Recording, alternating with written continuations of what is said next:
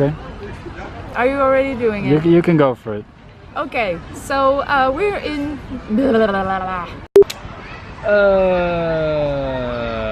And after walking... both our hairs look like shit, but... Yes. Anyway. Hi, so we're in Ljubljana. Ljubljana. I'm the narrator of the story. Why? Why you? Because I can say Ljubljana. How long did you have to try to get that right? It was 14 tries today.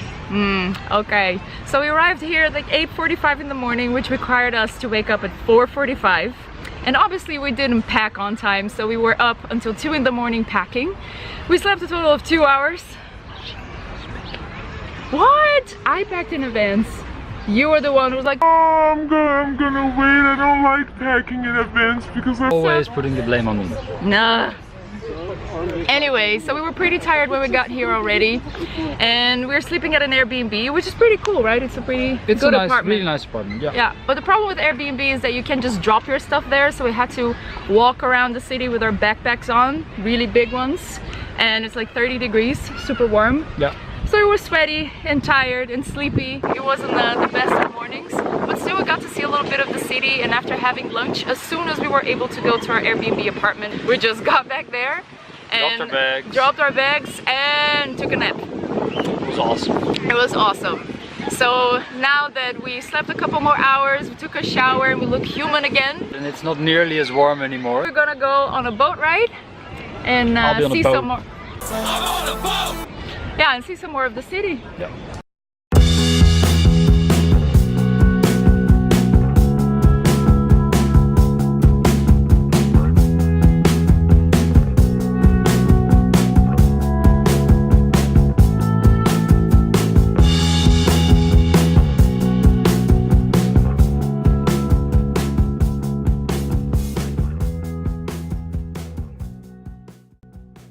Another thing we did that day was walk through Ljubljana's central market, where Slovenian farmers sell their produce.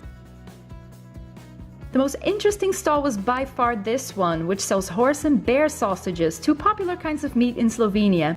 Hugo tried the bear one, and it wasn't that bad at all. After that, we headed to the Museum of Contemporary History, which tells the story of Slovenia's journey to become an independent country, which only happened in 1991 after several centuries of foreign rule. The region has been under Austro-Hungarian Empire, the Nazis, and Yugoslavia. In 2004, they finally joined the European Union and adopted the euro. The only thing keeping them together all this time was their language.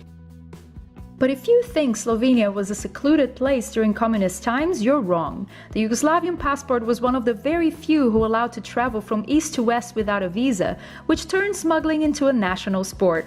They listened to the Beatles and wore Levi's jeans, just like their counterparts in capitalist countries. For dinner, we went to a restaurant with more than 200 years of tradition. Gostilna Čestića exists since 1776 and serves simple but oh so delicious food. I got a goulash with polenta, and Hugo ordered a stew with black polenta. How do you feel, sweetie?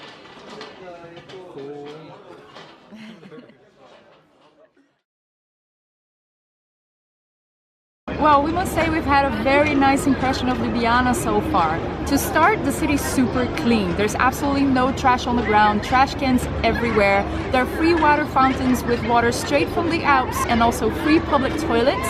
There's free Wi-Fi everywhere too. You can use up to 60 minutes a day. And the best thing, there are absolutely no cars in the city center. Cars were banned 10 years ago. The decision to ban cars from the city center was a little bit controversial at first. It was taken by current mayor Zoran Jankovic, so just like Weird Al. He was elected in 2006. He used to be the CEO of Mercator, an omnipresent supermarket chain here in Slovenia. And just like in the Netherlands, at first, business owners were a bit skeptical. They thought the car ban would hurt their businesses. But what happened was the exact opposite. People are happier, people are just walking around, and they tend to shop more.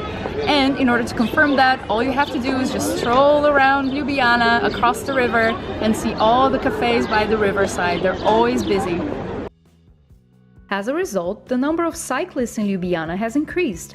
But if for any reason you can't or don't feel like walking or cycling, that's not a problem. The municipality offers these golf carts for free. You just have to call them and they come pick you up. Universities are also free in Slovenia, and even though the country has been hit hard by the financial crisis, proposing to change that means political suicide. But you know what really inspires me is a sugar peak in my veins, right? So we headed for some ice cream. Thanks to the proximity with Italy, ice cream is really good here in Slovenia. We're at Vigo, the best ice cream place here in Ljubljana, and we're quite surprised with the price actually. It was $3.60 for the both of us. So I got passion fruit and coconut, and Hugo got lemongrass and Greek yogurt. How's lemongrass?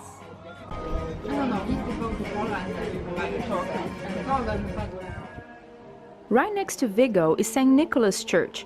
Don't be fooled by its rather simple exteriors. It is jaw-dropping on the inside.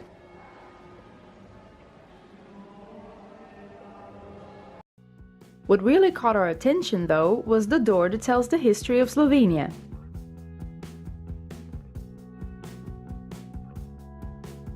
Starting with a homage to Pope John Paul II, because the Vatican was the very first country to recognize Slovenia as an independent country in 1991. It also depicts the first Slavic settlements, how Slovenia was an important route from west to east during the Crusades, and how Ottoman Turks attempted to conquer the region but never succeeded. They would steal little boys from their families, train them, and then send them back to kill their own kind. The door sculpture depicted himself in the bottom corner, and locals say you should rub his nose for good luck.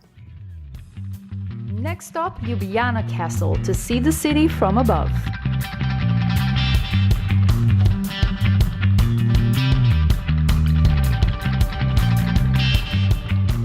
Well, we must say we're a little bit disappointed with the view. The courtyard is for free and it's the only thing we're visiting. We're not really interested in all the museums that are inside the castle. And unless you pay to see one of those museums, you won't get a very spectacular view. It was nice, it was okay, but I was expecting a little bit more.